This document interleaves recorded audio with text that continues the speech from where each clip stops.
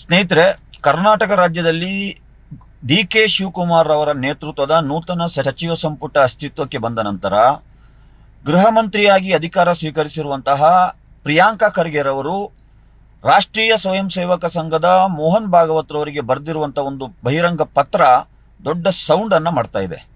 ಅದರಲ್ಲಿ ಅವರು ಕೇಳಿರುವಂಥ 7 ಪ್ರಶ್ನೆಗಳಿಗೆ ಉತ್ತರವನ್ನ ಕೊಡದೆ ಮೋಹನ್ ಭಾಗವತ್ ರವರು ಪೊಲಿಟಿಕಲ್ ಸ್ಟೇಟ್ಮೆಂಟ್ ಅನ್ನ ಕೊಡ್ತಾ ಇದ್ದಾರೆ.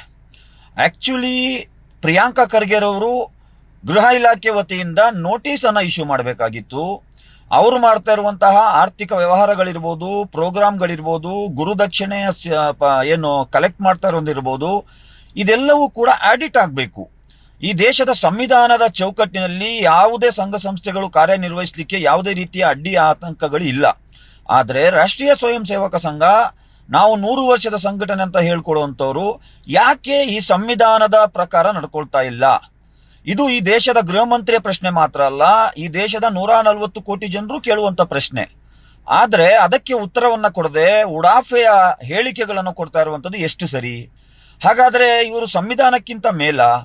ಬೇರೆ ಎಲ್ಲಾ ಸಂಘ ಸಂಸ್ಥೆಗಳು, ಒಬ್ಬ ಬೀದಿ ಬದಿ ವ್ಯಾಪಾರಸ್ಥನು ಕೂಡ ಬೀದಿ ಬದಿಯಲ್ಲಿ ವ್ಯಾಪಾರ ಮಾಡಬೇಕಾದ್ರೂ ಕೂಡ ಅವನು ಕಾರ್ಪೊರೇಷನ್ ಅಲ್ಲಿ ನೋಂದಾಯಿಸ್ಕೊಳ್ಬೇಕು.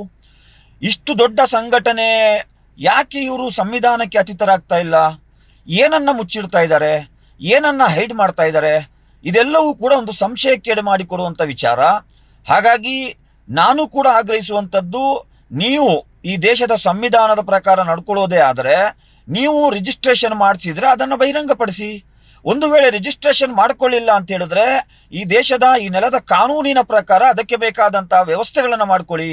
ಇದೆರಡನ್ನೂ ಮಾಡದೆ ರಾಜಕೀಯ ಹೇಳಿಕೆ ಕೊಡುವಂಥದ್ದು ಇದು ಸರಿಯಲ್ಲ.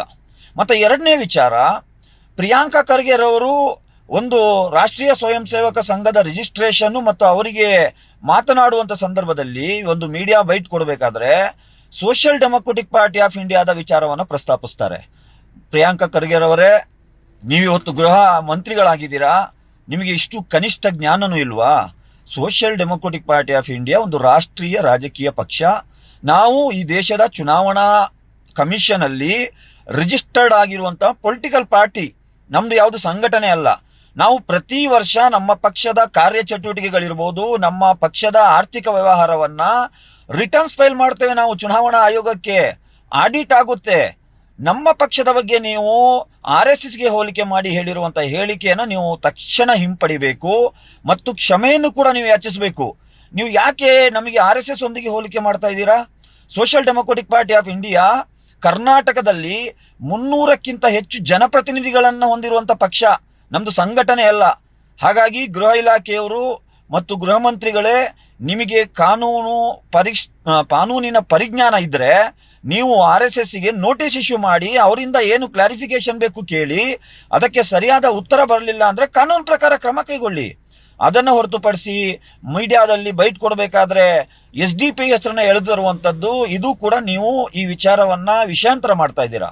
ಹಾಗಾಗಿ social Democratic Party of India ಗೃಹ ಮಂತ್ರಿ ಅವರಲ್ಲಿ ಕೇಳ್ಕೊಳ್ಳುವಂಥದ್ದು, ನೀವು ತಕ್ಷಣ ಕ್ಷಮೆ ಯಾಚಿಸಬೇಕು ಮತ್ತು RSSಗೆ ನೀವೇನು ಪತ್ರ ಬರೆದಿದ್ದೀರಾ ಆ ಪತ್ರಕ್ಕೆ ಉತ್ತರ ಬರಲಿಲ್ಲ ಅಂದ್ರೆ ಕಾನೂನು ಪ್ರಕಾರ ಕ್ರಮ ಕೈಗೊಳ್ಳಿ.